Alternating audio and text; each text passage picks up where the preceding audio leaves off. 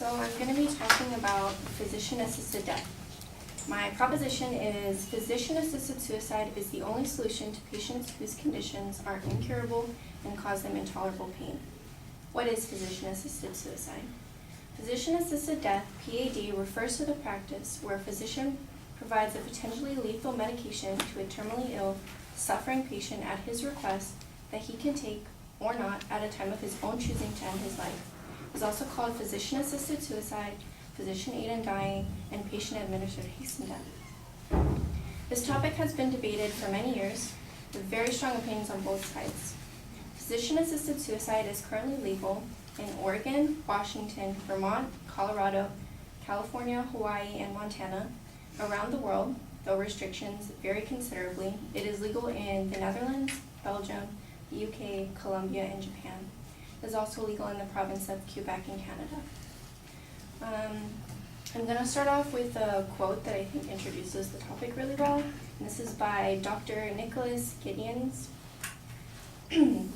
As patients approach the final months of their lives, many of them are fearful of what their lives may become.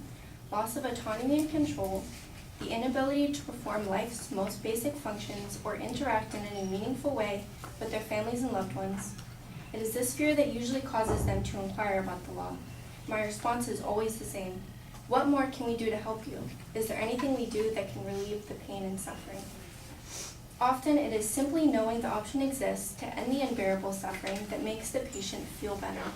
In the vast majority of cases, patients take the medication and slip peacefully away as they are surrounded by family and friends. These are not people who choose to die alone and in despair. These are people who are loved and honored and respected by their families and loved ones. This is a good overview of why patients may choose to go through with physician-assisted death. They are in extreme pain and they are suffering. They worry about the loss of things that make them who they are, their dignity, and the unbearable pain and suffering in the months before their day pass. The doctor and patient are both consenting adults, and they're of sound mind, and they know exactly what they're doing and what their options are. They believe that this is in the best interest of the patient. Next, I will introduce some counter-arguments and why they are not valid. There are typically very strict guidelines for being able to go through with this act, but many arguments against it focus on the slippery slope of how allowing this would eventually result in people being coerced into it or euthanasia being allowed, which is different as the patient doesn't have control over their own death, it would be a doctor. However, these aren't really sound arguments in the day and age that we live in, because I believe our society is much too advanced and intelligent and involved in stuff to just let things like this go that far without stopping it. Another argument against it would be that doctors are healers and they should not be responsible for death. It goes against the oath that they take. This is a quote by Timothy E. Quill, MD. It would be hard for me to construct addressing the suffering of a terminally ill patient as a harm. It is an obligation. The question is how we can respond to those kinds of sufferings. Part of our job, in my opinion, is to help people die better. I say that in a direct way because it irks me when we say that doctors should not help people die. We need people who are committed to caring for people all the way through to their deaths as if they were family members, committed to relieving their suffering. Sometimes that requires helping people die. Finally, these are some statistics about people who choose to go through with this. People decide on this for the most part with a sound mind and wanting control over their last few days.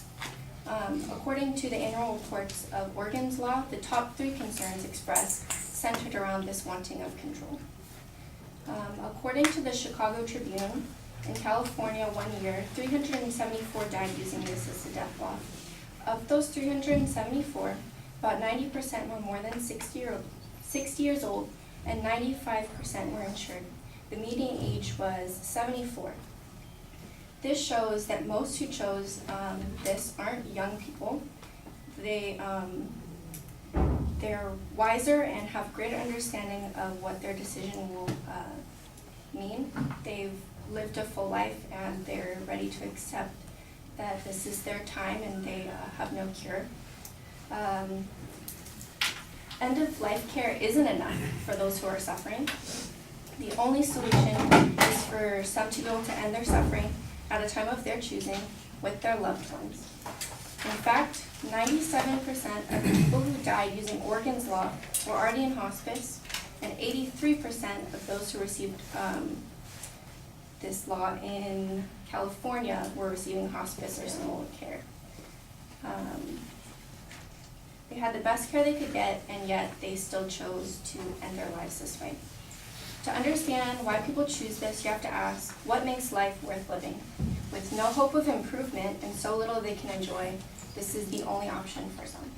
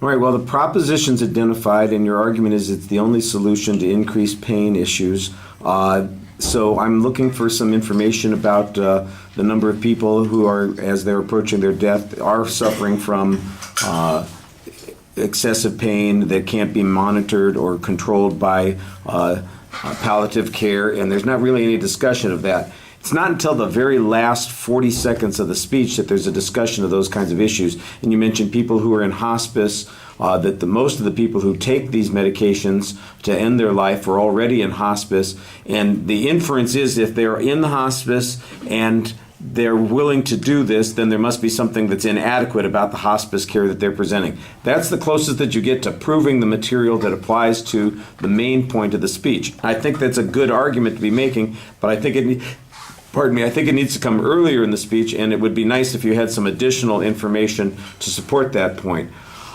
I could not pick out a structure of the supporting issues. I can see that there are different ideas that you're talking about at different times, but there's not really a pattern that anybody can follow. There's one section where you've got counterclaims. There's one section where you're talking about, the general nature of people who decide to do these kinds of things. Other than that, it's sort of the material runs together. Now, I do think that there are a couple of places where you have some good quotes. You've got some quotes from the doctors who have opinions on these issues.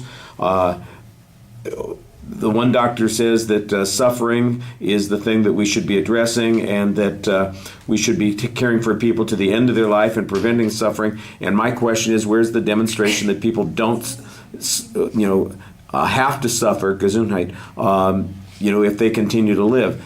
The closest that I get, and this is a thing that I think is maybe a little undermining your point, a lot of people are making these decisions because they seem to feel a lack of control. You suggested that was a big issue. Well, that's not about suffering. That's about autonomy and who gets to decide. That's a mental issue as opposed to a pain issue, and I think that there needs to be a little bit more explanation of that. I thought, like I said, you had good information in a couple of spots. I think you could use a little bit more information in some other spots. The sources are a little inconsistent. The quotes were pretty good. The other information, I think, probably comes from some data bank that you've got that you ought to be referring to. Like I said, I thought it was clearer at the end, the point that you were making, but it needs to be clearer earlier in the speech. All right, thank you.